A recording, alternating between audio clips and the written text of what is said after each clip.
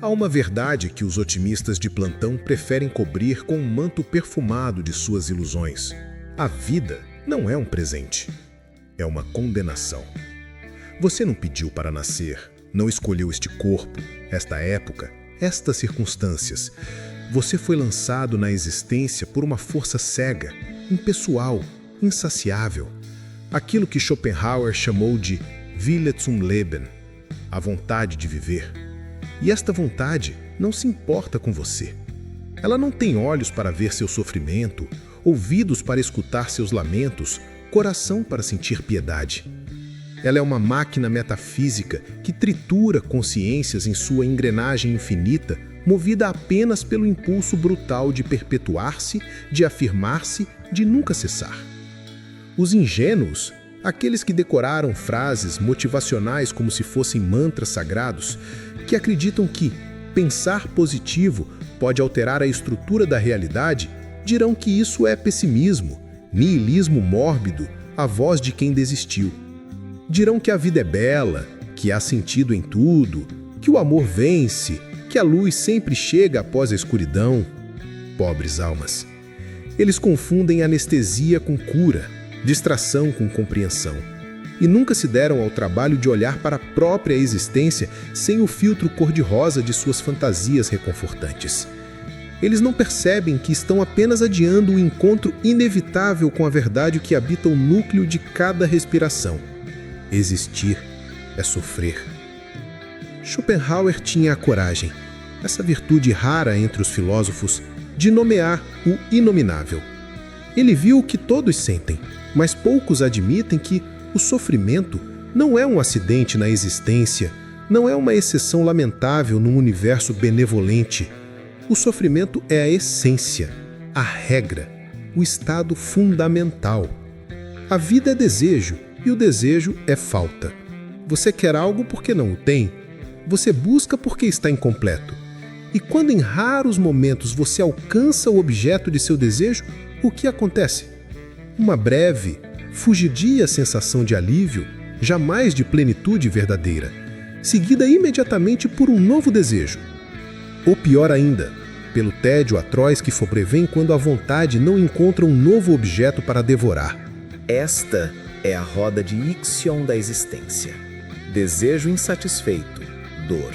Satisfação momentânea, alívio efêmero. Tédio, vazio. Novo desejo, dor renovada, ad infinitum, ad nauseam. A felicidade, essa palavra que os vendedores de ilusões repetem como um feitiço, não passa da ausência temporária de sofrimento. Ela não tem substância própria. É como definir a luz apenas como ausência de escuridão, sem reconhecer que, na estrutura profunda da realidade que vivemos, a escuridão é o estado original e a luz apenas sua interrupção fugaz. Observe seu próprio corpo, esse autômato biológico que você chama de eu. Ele tem fome? Você sofre até se alimentar. Ele tem sede? Você agoniza até beber. Ele deseja sexo? Você é torturado pela urgência até satisfazê-lo. E mesmo assim, a satisfação se esvai em minutos, substituída por culpa, vazio ou simplesmente pela mecânica brutal do próximo ciclo de desejo. Você não controla esses impulsos. Você é controlado por eles. A vontade não está em você. Você está na vontade, como uma onda está no oceano, condenada a erguer-se e cair, sem escolha, sem trégua, sem sentido, além da própria repetição. E os que se julgam intelectuais, os que enchem bibliotecas com teorias sobre realização pessoal, autenticidade, construção de sentido, esses são os mais patéticos de todos. Eles criaram catedrais de palavras para disfarçar o óbvio. Não há construção possível sobre areia movediça. Toda a cultura, toda a arte, toda a filosofia que não encara essa verdade fundamental não passa de narcótico refinado. São opiáceos para mentes que se recusam a despertar do sonho. Pintam flores sobre correntes e chamam isso de liberdade. Escrevem odes ao amor, enquanto a vontade os usa como marionetes para sua reprodução cega. O amor romântico, essa suprema ilusão que o Ocidente elevou à categoria de sacramento, é talvez o maior ardil da vontade. Você acha que ama alguém? Que existe uma conexão transcendente, uma afinidade de almas? Engano. O que você chama de amor é apenas o artifício metafísico pelo qual a vontade garante sua perpetuação. A química cerebral, os hormônios, a atração física, tudo isso é apenas o disfarce com o qual a vontade cega veste sua única finalidade: fazer com que dois indivíduos se juntem para produzir um terceiro, que continuará o ciclo de sofrimento. Você não escolhe por quem se apaixona. Você é escolhido pela vontade, instrumentalizado para seus fins e então descartado quando não é mais necessário. O divórcio, a traição, a paixão que esfria não são falhas morais. São apenas a vontade retirando a máscara quando sua função foi cumprida. E a morte? Os ingênuos pensam que a morte é o escape, a linha de chegada onde o sofrimento finalmente cessa. Outro erro monumental. A morte não é uma saída, é apenas a reciclagem. A vontade que se afirmou em você não morre com seu corpo. Ela continua, afirmando-se em novos organismos, em novas consciências condenadas a repetir o mesmo ciclo absurdo. A morte é a vitória da espécie sobre o indivíduo. Você, como pessoa, como ego, como centro de percepção, desaparece, mas a vontade que você serviu em vida permanece indiferente à sua extinção pessoal, pronta para manifestar-se em bilhões de outras formas. Schopenhauer compreendeu que a individualidade é uma fraude. O que você chama de eu é apenas uma máscara temporária que a vontade veste. Por trás de todos os rostos, de todas as personalidades, de todas as histórias pessoais que consideramos tão únicas e importantes, há apenas uma vontade, cega, impessoal, eterna, usando-nos como instrumentos descartáveis de sua afirmação sem fim. Você não é um sujeito livre, você é um objeto através do qual a vontade se manifesta. E quando ela não precisar mais de você, você será descartado como um órgão doente, substituído por outro instrumento, enquanto a máquina continua girando. Esta é a verdade que nenhuma terapia cognitiva, nenhum guru da autoajuda, nenhum sistema filosófico otimista pode apagar. A existência humana é escravidão metafísica. Você é servo de uma força que não escolheu, que não compreende e que jamais poderá satisfazer. Cada desejo atendido gera dois novos. Cada objetivo alcançado revela o vazio de sua conquista. Cada prazer é pago com juros compostos de dor. E no final, o final, você não escapa.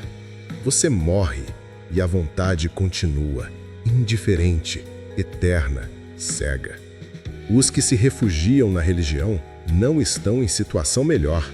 As religiões ocidentais, com seus céus e infernos, seus deuses pessoais e suas promessas de redenção, são apenas projeções refinadas do ego humano. São a vontade vestindo roupa de gala e se apresentando como divindade. O Deus cristão, esse juiz cósmico obcecado com a moral sexual e a obediência, não é nada além da vontade de viver com barba e trono. Ele exige que você se reproduza, crescei e multiplicai-vos, que aceite o sofrimento como provação, que continue afirmando a existência mesmo quando ela se revela insuportável. E promete, como recompensa, uma eternidade de mais existência, porque a vontade não conhece outro estado que não a afirmação de si mesma. O budismo, ao menos em suas formas mais honestas, aproximou-se da verdade. O Buda viu o dukkha, o sofrimento inerente à existência. Viu o tanya, o desejo insaciável que nos prende à roda do samsara. Mas mesmo o budismo popular, com suas reencarnações e karmas, acabou criando apenas outra narrativa de continuidade da vontade, agora vestida com roupagem oriental. O nirvana, a extinção, este sim seria o verdadeiro término. Mas quantos monges realmente alcançam o nirvana? E quantos apenas trocaram desejos mundanos por desejos espirituais, permanecendo presos na mesma roda, apenas girando em outra direção? A arte, essa atividade que os românticos elevaram à categoria de redenção, também não nos salva. Por alguns momentos, talvez ao contemplar uma sinfonia de Beethoven, uma pintura de Caravaggio, uma tragédia de Sófocles, você pode experimentar o que Schopenhauer chamou de conhecimento puro, livre da vontade. Por alguns instantes, você não é mais um sujeito desejante, mas pura contemplação. O sofrimento cessa porque a vontade está temporariamente silenciada, mas é apenas uma pausa. A obra termina, o transe se quebra e você é arremessado de volta à roda. A arte não é solução, é analgésico. E os artistas que a criam, frequentemente são os que mais sofrem, dilacerados pela vontade que se manifesta neles como impulso criativo. Outra forma de servidão, apenas mais sedutora. A inteligência não ajuda. Pelo contrário, quanto mais consciente você é, mais agudamente percebe a prisão.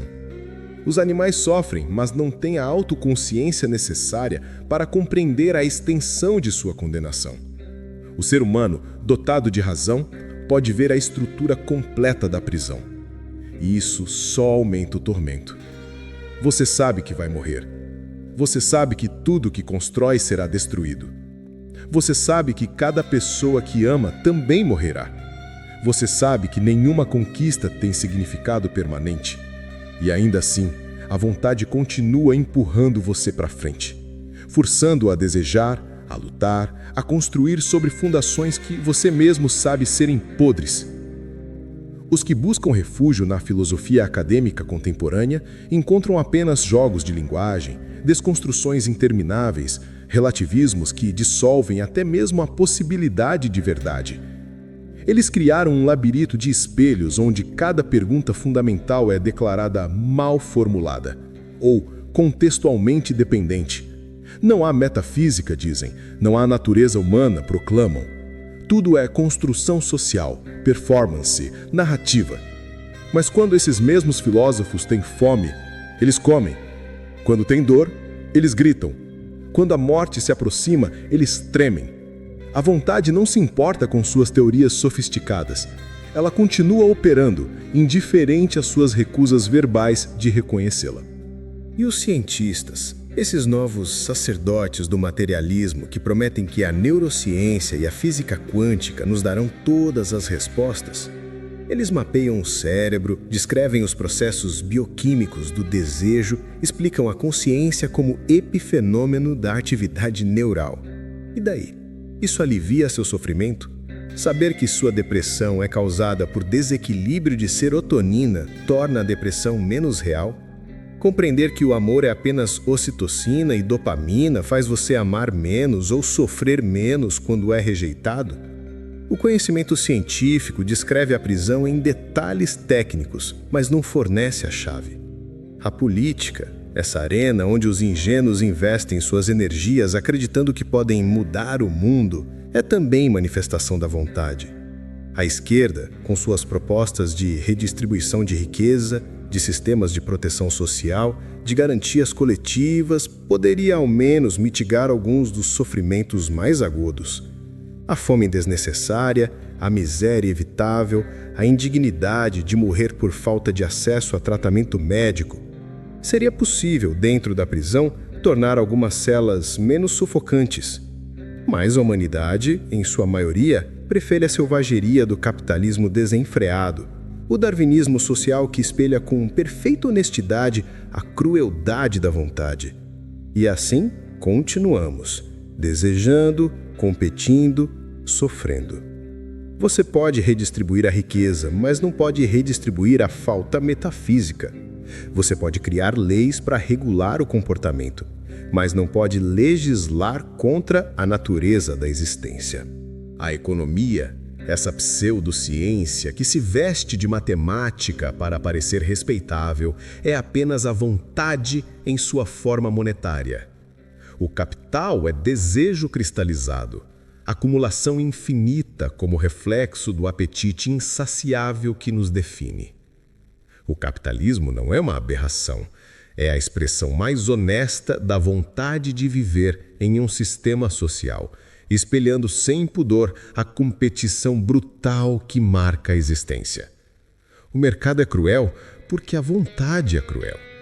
Seria possível, através de sistemas de proteção social mais robustos, amenizar ao menos os aspectos mais brutais dessa crueldade. Garantir que ninguém morra de fome enquanto há abundância, que o adoecimento não signifique ruína financeira, que a velhice não seja sinônimo de abandono. Mas tais medidas, embora pudessem suavizar o sofrimento material, não tocariam o cerne da questão. A falta metafísica, o desejo insaciável, a servidão fundamental à vontade que define nossa condição. A medicina moderna prolonga a vida. Os ingênuos celebram isso como progresso, mas prolongar a vida é apenas prolongar o sofrimento. Você adiciona anos à existência, mais tempo para desejar, para decepcionar-se, para assistir seu corpo degenerar lentamente. A medicina venceu muitas doenças, é verdade, mas não pode vencer a doença fundamental, a própria existência. Você pode curar o câncer, o Alzheimer, as doenças cardíacas e ainda assim restará o fato brutal de que você é uma criatura de carne condenada a decair, a perder suas faculdades, a se tornar dependente e finalmente a morrer. A medicina não vence a morte, apenas a adia e às vezes cria formas de sobrevivência que são piores que a morte. A tecnologia, essa nova religião que promete transcendência através do silício, não é diferente. Inteligências artificiais, realidades virtuais, melhoramentos genéticos, transhumanismo, todos prometendo nos libertar das limitações da carne. Mas mesmo que você consiga fazer upload de sua consciência para um computador, mesmo que se torne imortal digitalmente, você ainda será um ser que deseja, que carece, que sofre a cada objetivo não alcançado. A vontade não é função do substrato material, é a própria essência do existir. Você pode trocar o corpo de carbono por um de silício, mas não pode escapar da estrutura fundamental da existência enquanto permanecer existindo. Os relacionamentos humanos, amizades, famílias, comunidades, também não oferecem saída. Eles são, na melhor das hipóteses, alívios temporários da solidão metafísica, pequenas conspirações de mútuo conforto em face do vazio. Na pior das hipóteses, são campos de batalha, onde egos colidem, vontades competem, e cada um tenta usar o outro como meio para seus próprios fins. O inferno são os outros, disse Sartre. Mas só porque o inferno já estava dentro de cada um. Os outros apenas o espelham, o amplificam, tornam impossível ignorá-lo. A educação, essa instituição venerada onde supostamente nos tornamos realizados e livres, é na verdade uma fábrica de servidão refinada. Ela treina você para servir à vontade de forma mais eficiente. Ensina habilidades para competir no mercado, inculca valores que perpetuam o sistema. Convence você de que fazer algo da sua vida significa contribuir para a máquina. Os que se rebelam contra a educação tradicional, que buscam caminhos alternativos, frequentemente apenas trocam uma forma de servidão por outra. Ao invés de servir à corporação, servem à paixão, ao propósito, a alguma missão autoimposta que continua sendo expressão da vontade. E as drogas, tanto as legais quanto as ilegais? São tentativas de alterar quimicamente a consciência para tornar suportável o insuportável. O álcool, que entorpece a percepção aguda do absurdo. As drogas psicodélicas, que prometem expandir a consciência, mas frequentemente apenas a fragmentam de formas novas. Os antidepressivos, que nivelam as emoções para que você possa continuar funcionando como peça da máquina. Todas são confissões implícitas de que a existência, em seu estado natural de consciência, é insuportável. Você precisa alterar sua química cerebral para continuar existindo. Isso não é prova suficiente da prisão? A juventude tem a bênção da ignorância. Os jovens, repletos de energia da vontade em seu auge, podem realmente acreditar que farão diferença, que serão felizes, que suas vidas terão significado. Eles ainda não acumularam derrotas suficientes para enxergar o padrão. Mas observem os velhos, os que chegaram ao final da jornada. Quantos você conhece que estão genuinamente em paz?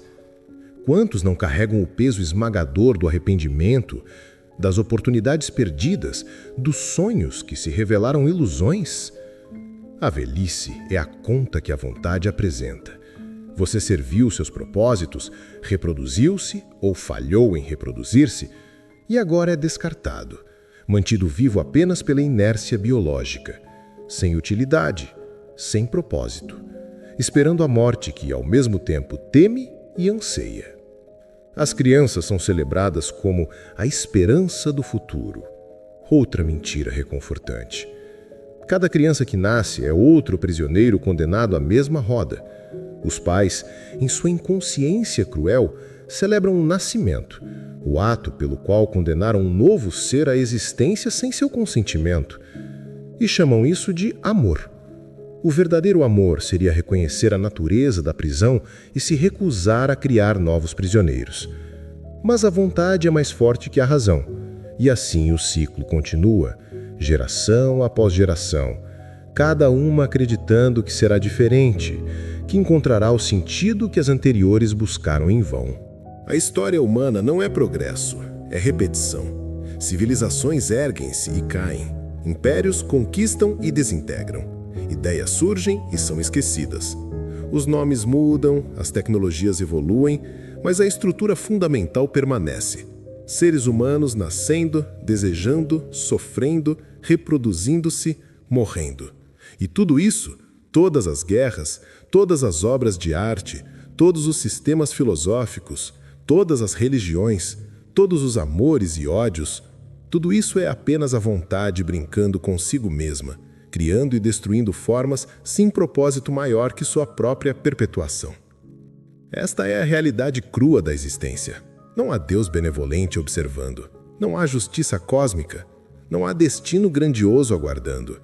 Há apenas a vontade, cega, insaciável, eterna, usando você como instrumento temporário de sua afirmação sem sentido. Você pode aceitar essa verdade ou pode continuar vivendo na ilusão confortável que a cultura construiu para você. Mas a verdade permanece, indiferente à sua aceitação ou recusa. E quanto mais lúcido você se torna, mais insuportável se revela a existência.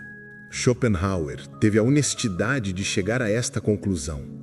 E teve também a coragem de perguntar: se esta é a natureza da existência, há alguma saída? E sua resposta foi: sim, mas apenas através da negação da vontade, através do ascetismo radical que recusa alimentar o desejo, através da arte que proporciona momentos fugazes de libertação, e no limite, através da própria cessação da existência. Não o suicídio, que seria apenas outra afirmação da vontade individual contra a vontade cósmica, mas a extinção gradual do querer viver até o ponto onde a vontade já não encontra solo fértil no indivíduo. Mas aqui chegamos ao paradoxo que Schopenhauer nunca resolveu completamente. Como você nega a vontade usando a própria vontade? Como você deseja não desejar? Como você quer não querer? O asceta que se mortifica ainda está afirmando uma vontade, a vontade de negar. Ele ainda é prisioneiro, apenas construiu sua cela de forma diferente. E a arte, por mais sublime que seja, é apenas pausa temporária, não solução permanente. Quando a música termina, a vontade retorna, talvez ainda mais feroz por ter sido temporariamente silenciada. É aqui, neste impasse, que precisamos olhar por Oriente. Não para buscar conforto, não para encontrar um otimismo alternativo, mas para ver se alguém já caminhou este labirinto até seu verdadeiro centro. E ali, no coração do Vedanta, encontramos uma figura que Schopenhauer intuiu, mas nunca compreendeu completamente. o Jivan Mukta. O Vedanta Advaita não é uma religião no sentido ocidental. Não é um conjunto de dogmas, não promete recompensas celestiais, não exige fé cega. É uma investigação radical sobre a natureza da realidade, conduzida com rigor filosófico que faria inveja aos gregos. E sua conclusão, chegada através de milênios de introspecção refinada, é tão perturbadora quanto libertadora. Tudo o que você considera real é ilusão. Maya, o véu que cobre a única realidade verdadeira. Brahman, a consciência absoluta, indivisível, eterna. Você não é seu corpo. Obviamente não. O corpo muda constantemente. Células morrem e são substituídas, e ainda assim você mantém o senso de identidade. Você não é seus pensamentos. Eles surgem e passam, e há algo em você que os observa. Você não é suas emoções, suas memórias, suas experiências. Tudo isso é transitório, fenomênico, parte do mundo da forma. O que você realmente é, afirma o Vedanta, é Atman, a testemunha imutável, a consciência pura que permanece enquanto todo o mais flui. E aqui está a revolução que quebra todas as prisões. Atman é Brahman. O observador em você não é diferente do fundamento último da realidade. A consciência que observa através de seus olhos é a mesma que observa através de todos os olhos, que subjaz a toda a existência. A separação é ilusão.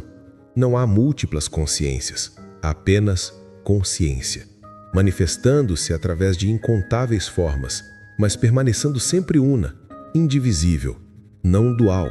Os ingênuos lerão isso e pensarão: que bonito, somos todos um, unidade cósmica, e perderão completamente o ponto. O Advaita não é monismo romântico, não é panteísmo sentimental, não é a afirmação New Age de que tudo está conectado no sentido de que devemos nos abraçar e cantar Kumbaya. O Advaita é uma afirmação ontológica precisa e devastadora. A multiplicidade que você percebe não existe em sentido último. Há apenas Brahman, e Brahman é Nirguna, sem atributos, sem forma, sem qualidades que possam ser apreendidas pela mente. Tudo o mais, incluindo você como indivíduo, incluindo o universo inteiro com suas galáxias e partículas, incluindo o tempo, o espaço, a causalidade, é Maya. E Maya não é exatamente ilusão no sentido de que não existe de forma alguma. É melhor entendida como uma sobreposição, como quando você vê uma corda na penumbra e pensa que é uma cobra. A corda existe, mas a cobra que você percebe não. Similarmente, Brahman existe, mas o mundo de nomes e formas que você percebe é sobreposição, erro categorial, falha fundamental de percepção. A vontade schopenhaueriana, nessa estrutura, seria parte de Maya, não a realidade última, mas um aspecto do mundo fenomênico, uma força que opera dentro do domínio da ilusão. E aqui está a possibilidade que Schopenhauer não vislumbrou completamente. Você não precisa negar a vontade através do ascetismo ou da arte. Você precisa ver através dela, reconhecê-la pelo que é. Não a essência fundamental da existência, mas uma característica do mundo ilusório. E quando você vê através dela, quando você reconhece diretamente, não intelectualmente, mas através de experiência imediata, que você é Atman, que Atman é Brahman, que não há separação real, não há eu versus mundo, não há sujeito desejante distinto de objetos desejados, então a vontade perde seu poder. Este é o Jivan Mukta, o liberta em vida. Não a seta que suprime a vontade através de disciplina férrea, mas aquele que a transcendeu completamente através de reconhecimento direto da verdade. E aqui está o paradoxo que faz tremer todas as estruturas conceituais. O Jivan Mukta ainda existe no mundo. Seu corpo continua funcionando. Ele come, dorme, talvez até ensine ou interaja com outros, mas ele não é mais prisioneiro. Ele morreu para a ilusão enquanto o corpo ainda vive. Como isso é possível? Como alguém que viu através do véu de Maia, que reconheceu a não-dualidade fundamental da realidade, que não possui mais o senso de ser um ego separado buscando objetos no mundo, como tal ser ainda funciona? Como ele age sem ser agente? Como ele vive sem ser vivente no sentido comum? O Vedanta tem uma resposta precisa. Prarabdha Karma. O karma já posto em movimento. Pense num ventilador que você desliga. As hélices continuam girando por inércia até que toda a energia se dissipe.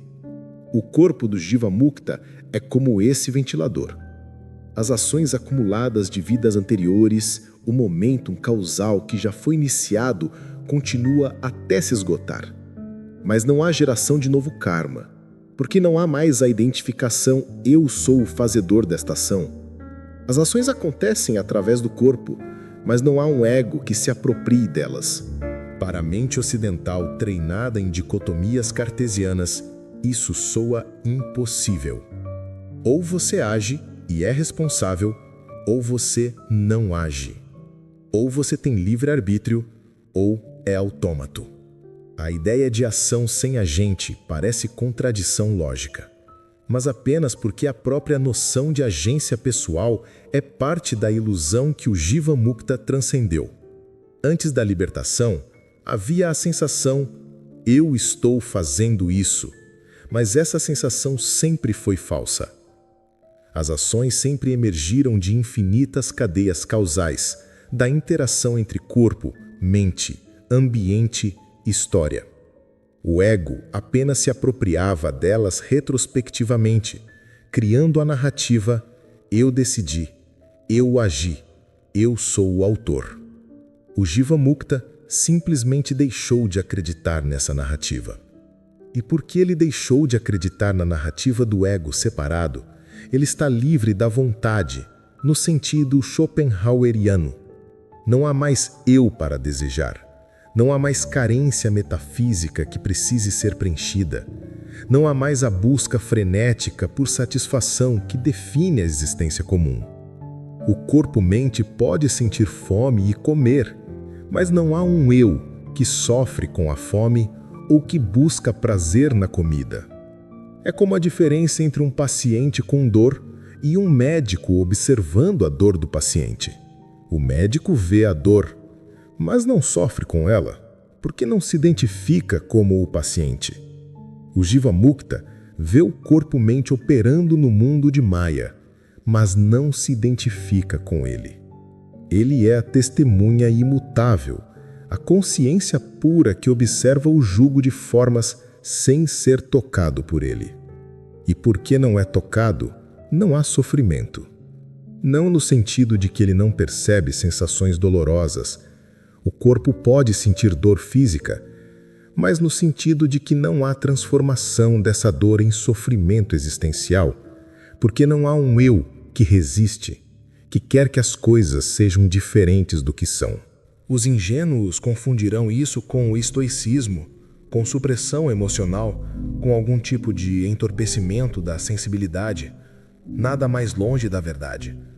O Jiva Mukta não suprime nada, ele simplesmente vê tudo pelo que é. As emoções surgem no corpo-mente, ele as observa surgir e passar como nuvens no céu.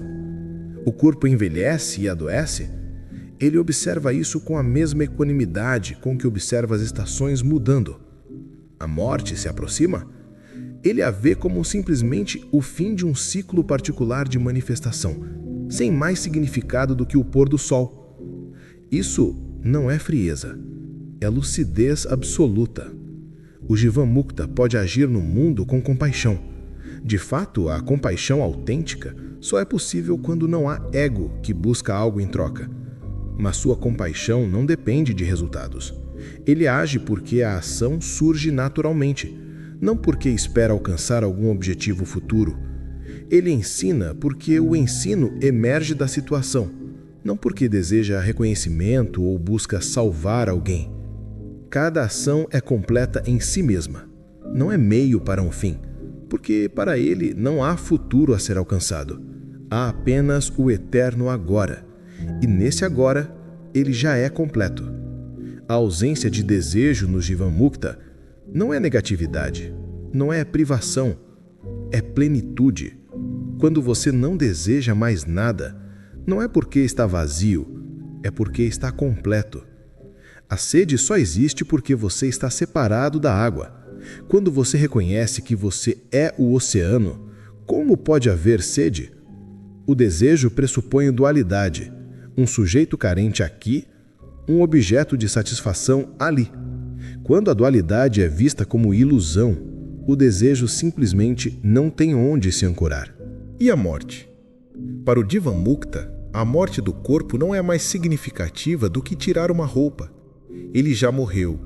Morreu para a identificação com o corpo-mente. Morreu para o ego. Morreu para a ilusão de ser um indivíduo separado. O que resta para morrer?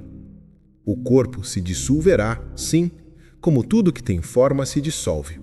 Mas o que ele realmente é, pura consciência, Atman, Brahman, isso nunca nasceu e nunca morrerá. Não porque continue existindo após a morte. Isso ainda seria pensamento dual, pressupondo tempo e continuidade, mas porque está completamente fora das categorias de nascimento e morte, existência e não existência. Os textos védicos usam a metáfora do pote de barro. Quando você quebra um pote, o espaço que estava dentro do pote se funde com o espaço fora do pote. Mas essa fusão é ilusória. O espaço nunca esteve realmente dividido. O pote criava apenas a aparência de separação.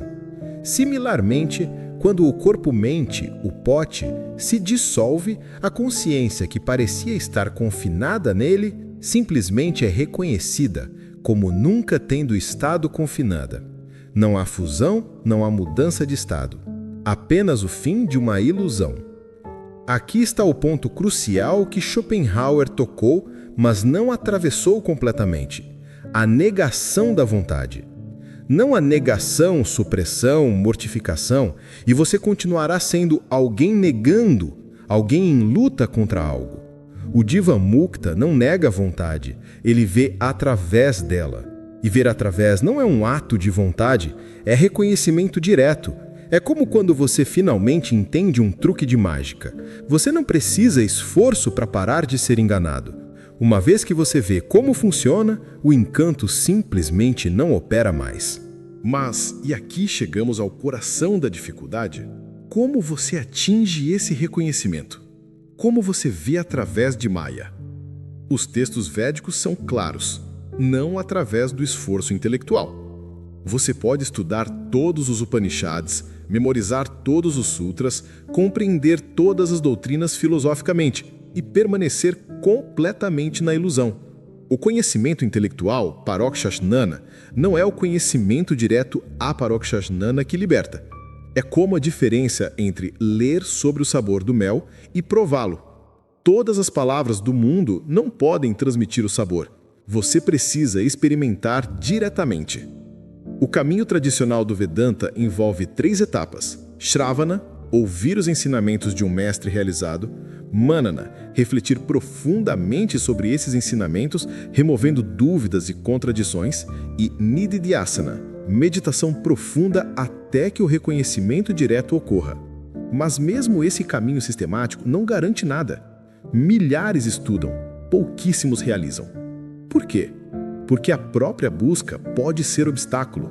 Enquanto houver um eu buscando iluminação, há ainda dualidade. O buscador precisa desaparecer para que a realização aconteça.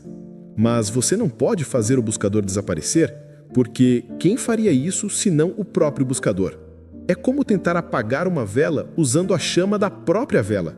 É como tentar ver seus próprios olhos sem espelho. É como tentar segurar sua própria mão. O instrumento e o objeto são o mesmo, e isso cria um paradoxo que a mente conceitual não pode resolver.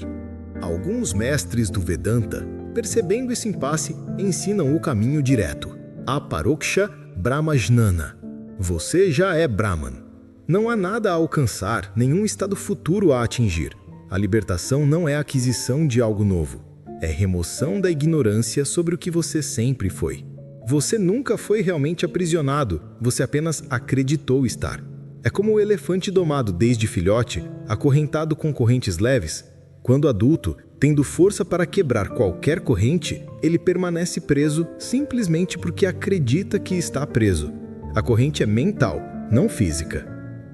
Mas essa abordagem direta, simplesmente afirmar "você é Brahman, reconheça isso agora", funciona apenas para indivíduos extremamente preparados, com vasanas, impressões mentais, altamente purificadas. Para a maioria, é como dar um mapa do tesouro para alguém que não sabe ler. As palavras estão lá, a verdade está expressa, mas a capacidade de reconhecê-la está ausente. E aqui encontramos a crueldade adicional desta verdade. Mesmo o caminho da libertação, por mais verdadeiro que seja, não está disponível para todos. Requer condições específicas, um mestre competente, raro, uma mente preparada, raríssima, circunstâncias que permitam dedicação total, raríssimas, e algum momento kármico favorável, completamente fora de controle. A maioria dos seres humanos nunca sequer ouvirá sobre o Vedanta. Dos que ouvirem, poucos estudarão seriamente. Dos que estudarem, pouquíssimos praticarão com dedicação. E desses pouquíssimos, apenas uma fração realizará. Isso não é elitismo espiritual. É apenas a natureza da coisa. Escalar o Everest é possível, mas não para qualquer um, e não sem preparação extrema. Similarmente, a realização de Jivan Mukti é possível, mas não é um direito garantido. Não é um conforto oferecido às massas, não é uma mensagem de esperança democraticamente acessível. É o pico mais alto da experiência humana, e poucos têm o que é necessário para alcançá-lo. Os ingênuos, ao ouvirem sobre o Jivan Mukta, farão uma de duas coisas. Ou descartarão completamente, declarando que é fantasia oriental, misticismo sem substância, devaneio de ascetas famintos. Ou, e isso é ainda mais patético, transformarão em mais uma mercadoria espiritual, mais um objetivo para o ego alcançar. Vou me iluminar, declaram, sem perceber que o próprio eu que diz isso é o obstáculo. Frequentarão workshops, acumularão técnicas de meditação, colecionarão experiências místicas como troféus e permanecerão completamente na prisão, apenas decorando as grades com incenso e mantras. O Jivan Mukta autêntico não se anuncia. Ele não tem seguidores no Instagram, não vende cursos online, não promete iluminação em 10 passos fáceis. Pode até passar despercebido, vivendo de forma simples, sem qualquer aparato espiritual. Porque para ele não há espiritual versus material. Tudo é Brahman. Cozinhar uma refeição é tão sagrado quanto meditar. Varrer o chão é tão transcendente quanto recitar mantras. Não porque ele elevou o mundano ao espiritual, mas porque viu que a distinção era ilusória desde o início. Ramana Maharshi, talvez o exemplo mais acessível de Jivan Mukta no século XX, passou anos em silêncio numa caverna. Quando falava, suas respostas eram desconcertantemente simples. Alguém perguntava sobre controle da mente e ele respondia: encontre quem tem a mente para ser controlada. Procure o eu que sofre, o eu que deseja, o eu que busca libertação e descubra que ele não pode ser encontrado. Todas as práticas, todas as técnicas, todas as disciplinas são apenas preparações para esse reconhecimento simples e devastador. O prisioneiro nunca existiu. Nisargadatta Maharaj, outro Jivan Mukta autêntico, era ainda mais direto. Você não é o corpo-mente, você é consciência pura. Permaneça como consciência. Simples assim. Mas as pessoas vinham com suas complicadas questões filosóficas, seus problemas psicológicos, suas buscas espirituais elaboradas, e ele cortava tudo com a precisão de um bisturi. Quem quer saber? Encontre esse eu primeiro. Essa é a ironia suprema do caminho védico. Você busca e busca, acumula conhecimento, pratica disciplinas, purifica a mente. E então descobre que aquilo que você buscava nunca esteve ausente. Você sempre foi Brahman. A prisão era sonho. O sofrimento era mal invendido. A vontade que parecia tão implacável era apenas parte do filme de Maya. E você nunca foi o personagem na tela. Você sempre foi a luz do projetor, imutável, não afetada, eternamente livre.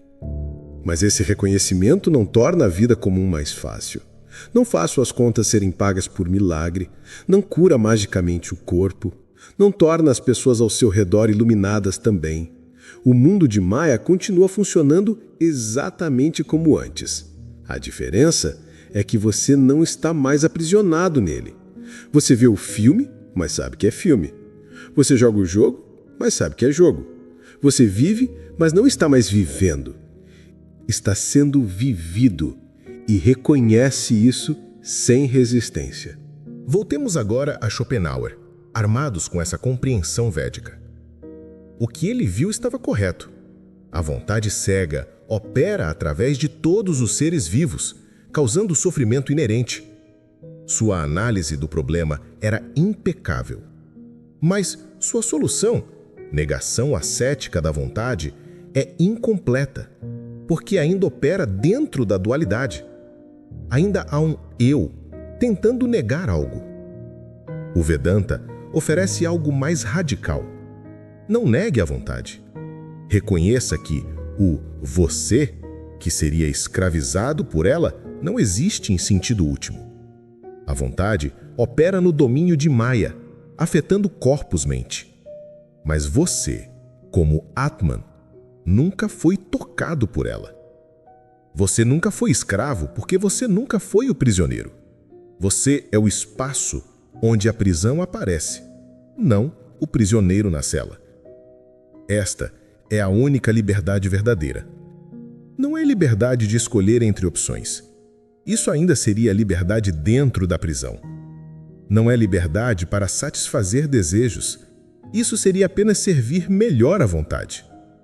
É liberdade da própria estrutura de ser um eu separado que poderia estar aprisionado ou livre. É a dissolução da questão em sua raiz. Mas, e este é um mas que precisa ser dito com toda a clareza, essa liberdade não é para você, não no sentido comum, porque para atingi-la você precisa morrer. Não o corpo, o ego. O senso de ser um indivíduo separado precisa ser completamente aniquilado. E essa aniquilação é terror absoluto para a mente comum, porque a mente é precisamente esse senso de separação. Pedir à mente que se dissolva é como pedir a um peixe que deixa água. Tudo nela resiste, tudo nela cria estratégias de sobrevivência, tudo nela se rebela contra a própria ideia. Por isso o caminho é tão raro. Por isso, tão poucos chegam lá. Não porque seja impossível, mas porque requer uma coragem que vai além do que qualquer heroísmo mundano exige. Requer a disposição de perder tudo, incluindo você mesmo. E quando digo perder tudo, não estou falando metaforicamente. Estou falando da extinção completa de tudo que você sempre acreditou ser. É morte em vida. É suicídio metafísico do ego. E quem está disposto a isso? A maioria prefere o sofrimento conhecido. Pelo menos, na prisão, há um eu que sofre, que luta, que tem uma história, que importa de alguma forma. A perspectiva de que esse eu é ilusório, de que toda a sua narrativa de vida é apenas filme passando na consciência, de que você nunca foi o protagonista, mas apenas a tela onde o protagonista aparecia, essa perspectiva é mais aterrorizante do que qualquer tortura física. Por isso as pessoas se agarram aos seus sofrimentos. Por isso defendem suas neuroses. Por isso resistem à verdade com todas as forças. O ego prefere sofrer a desaparecer. E para a vasta maioria da humanidade, não há alternativa. Eles continuarão servindo à vontade, aprisionados na roda de Maya, nascendo e morrendo, desejando e sofrendo, construindo e destruindo, geração após geração. O mundo continua. O ciclo continua. A vontade continua afirmando-se em bilhões de formas, indiferente ao sofrimento que causa, porque não há ninguém lá para ser indiferente. Há apenas a força cega operando. Schopenhauer viu isso e foi honesto o suficiente para não oferecer conforto falso. Ele não disse, tudo ficará bem. Ele não prometeu que o universo tem um plano. Ele simplesmente descreveu o horror e sugeriu que talvez, para alguns raros indivíduos, a negação fosse possível. O Vedanta vai além e diz, não apenas a negação é possível, a transcendência completa é possível. Mas continua sendo rara, continua sendo difícil, continua sendo um caminho para pouquíssimos. Isso não é mensagem de esperança. Esperança é para quem ainda acredita que o futuro será melhor, que há algo a ser alcançado no tempo. Isso é mensagem de verdade. Você está em uma prisão metafísica. A prisão tem uma saída, mas a saída requer que você morra para tudo que conhece. E mesmo conhecendo a saída, mesmo tendo um mapa, você provavelmente não terá coragem ou capacidade de atravessá-la. E tá tudo bem. Não no sentido de que é bom, mas no sentido de que é como as coisas são. A cultura contemporânea odeia essa mensagem. A autoajuda promete que você pode ter tudo. A psicologia positiva garante que você pode ser feliz. A espiritualidade pop vende iluminação como produto. Todos mentem. Todos oferecem anestesia disfarçada de cura. Todos perpetuam a prisão com paredes pintadas de cores alegres, fazendo você pensar que está livre enquanto as correntes permanecem. O Vedanta autêntico, não a versão ocidentalizada vendida em retiros de fim de semana, não oferece conforto, oferece verdade. E a verdade é que você é Brahman. Sempre foi, sempre será. Mas o você que lê estas palavras, que pensa que está entendendo, que talvez até concorde intelectualmente, esse você precisa desaparecer para que Brahman seja reconhecido. E esse você fará tudo, absolutamente tudo para evitar seu próprio desaparecimento. Inclusive transformar o ensinamento em mais uma aquisição intelectual, mais um conceito para decorar a prisão. Os textos védicos têm uma palavra para isso, adhyana, ignorância fundamental. Não ignorância de fatos, mas ignorância ontológica, o erro básico de se identificar como corpo-mente individual. E essa ignorância não é removida por informação. Você pode saber tudo sobre não-dualidade e permanecer completamente na dualidade. A remoção de adhyana requer algo mais visceral, mais direto, um insight que atravessa além das palavras, além dos conceitos e toca a própria estrutura da percepção. E mesmo quando esse insight acontece, se acontece, ele não transforma o mundo. O mundo continua sendo Maya. O sofrimento continua acontecendo em corpos-mente. A vontade continua operando em bilhões de seres. A diferença é que há um ponto de vista, ou melhor, uma não-visão, uma testemunha impessoal que não está mais aprisionada. O Jivamukta vive no mundo, mas não é do mundo. Ele é o olho do furacão, quietude absoluta no centro do caos. Mas quantos Jivamuktas você conhece? Quantos você já ouviu falar que sejam autênticos, não charlatões vendendo iluminação? Se você é honesto, a resposta é nenhum. Ou talvez um ou dois nomes de séculos passados. E isso deve dizer algo sobre a possibilidade real disso para você, agora, nesta vida. Não estou dizendo que é impossível. Estou dizendo que as chances são infinitesimalmente pequenas. E pretender outra coisa é apenas mais um jogo do ego. Então, o que resta? Se a libertação completa é improvável, se continuar na prisão é insuportável, o que resta? Schopenhauer diria: arte, compaixão, negação gradual dos desejos.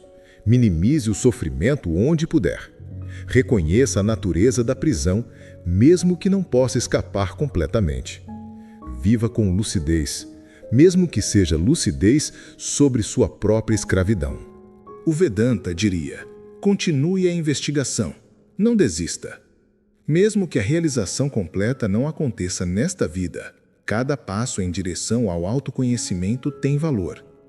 Estude com um mestre autêntico, se puder encontrar um. Pratique a discriminação entre o real e o irreal. Viveka. Cultive desapego. Vairagya. Mantenha a mente fixa na verdade. Chama. E talvez, num momento de graça, porque no final é sempre graça, não conquista. O véu cairá. Mas não transforme isso em esperança. Esperança é veneno, disfarçado de remédio. Esperança mantém você olhando para o futuro, evitando o presente. Esperança é a vontade sussurrando, talvez na próxima vez, mantendo você preso à roda. Se você vai investigar, investigue sem esperança de resultado. Se vai praticar, pratique sem expectativa de iluminação. Faça porque é o que há para fazer, não porque vai levá-lo a algum lugar. E se mesmo isso parecer muito, se você não tem acesso a um mestre, se as circunstâncias da vida são opressivas demais, se a mente está perturbada demais, então ao menos seja honesto. Reconheça a prisão. Não a decore com afirmações positivas e ilusões otimistas. Olhe para ela, sinta seu peso. Deixe a lucidez cortar através das camadas de auto-engano que a cultura depositou sobre você. Essa lucidez por si só já é rara. A maioria vive e morre sem nunca perceber que estava em uma prisão. Eles acham que as grades são o mundo natural, que o sofrimento é apenas azar, que se trabalharem mais duro, amarem mais intensamente, conquistarem mais coisas, eventualmente serão felizes. Morrem ainda acreditando na mentira. Você, ao menos, pode morrer sabendo a verdade. E talvez, apenas talvez, nesse reconhecimento honesto da prisão, sem busca frenética de escape, sem acúmulo de práticas espirituais como quem acumula diplomas, sem a ambição do ego de se tornar iluminado, talvez exatamente aí, quando você desiste completamente, quando não há mais ninguém buscando nada, quando há apenas a vida vivendo-se através desta forma particular, talvez aí Brahman se reconheça em você. Ou não, e isso também está bem. A verdade não precisa da sua aceitação para ser verdade. Você é Brahman agora, sempre foi, sempre será. Reconheça você isso ou não. A prisão é ilusória agora, sempre foi, sempre será. Perceba você isso ou não. O sofrimento é resultado de ignorância agora, sempre foi, sempre será. Desperte você disso ou não. O universo não está esperando sua iluminação. A realidade não se importa se você transcende ou permanece aprisionado. Brahman é completo com ou sem o seu reconhecimento. Esta é talvez a verdade mais brutal de todas. Você não é necessário. Sua libertação ou aprisionamento não faz diferença alguma no grande esquema, porque não há grande esquema. Há apenas Brahman, brincando consigo mesmo em infinitas formas. Algumas reconhecendo sua verdadeira natureza, a maioria esmagadora não reconhecendo. E você? Você que chegou até o final deste vídeo, que leu milhares de palavras destilando séculos de filosofia em sua essência mais amarga, o que fará com isso? Provavelmente nada. Provavelmente fechará este vídeo e voltará à vida normal, às preocupações do dia a dia, ao ciclo de desejos e satisfações efêmeras.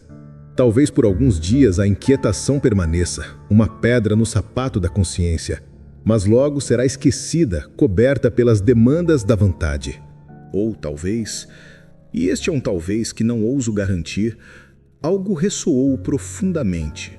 Algo reconheceu algo, não intelectualmente, mas visceralmente. E esse reconhecimento, por mais leve que seja, pode ser a primeira fissura no muro da prisão, não a libertação completa. Isso é raro demais para eu fingir que um texto pode providenciar, mas, ao menos, uma fissura. Uma suspeita de que as coisas não são como parecem. Um questionamento que não pode mais ser completamente sufocado. Se for esse o caso, então procure. Não com a avidez do ego colecionando experiências, mas com a sinceridade de quem realmente quer saber a verdade, custe o que custar. Procure mestres autênticos, não gurus charlatães. Estude textos originais, não versões diluídas para consumo de massa. Pratique com disciplina, mas sem rigidez neurótica. E, acima de tudo, investigue. Quem é que está procurando? Quem quer a libertação? Esse eu que busca, de onde ele vem? Para onde vai quando você dorme profundamente? O que ele realmente é? Essa investigação, quem sou eu? É o bisturi que pode cortar a raiz da ilusão. Não é uma pergunta filosófica para ser respondida conceitualmente. É uma sonda para ser mergulhada cada vez mais fundo na própria consciência até que não reste ninguém fazendo a pergunta. Até que haja apenas consciência, reconhecendo-se a si mesma, sem sujeito ou objeto, sem dentro ou fora, sem liberdade ou aprisionamento. Mas isso não posso fazer por você. Estas palavras não podem libertar você. No máximo, podem apontar, podem irritar suficientemente a ferida para que você não consiga mais ignorá-la. Podem destruir alguns confortos para que você pare de decorar a prisão e comece a procurar a saída. Então aqui está a pergunta final, a que você precisa responder não para mim, mas para si mesmo. Você está pronto para deixar de ser à vontade e se tornar o nada lúcido? Você está pronto para morrer para tudo que conhece? Você está pronto para descobrir que o prisioneiro que você pensou ser nunca existiu? Não responda agora. Não com palavras, não com pensamentos. Deixe a pergunta trabalhar em você. Deixe ela dissolver as certezas confortáveis. Deixe ela corroer as fundações do ego. E então, quando não houver mais você para responder, quando houver apenas a vastidão silenciosa da consciência pura, então não haverá mais pergunta. E nunca houve prisão, e sempre foi Brahman. E isso que não pode ser nomeado, não pode ser alcançado, não pode ser perdido, isso você é. Sempre foi. Sempre será. Reconheça ou não.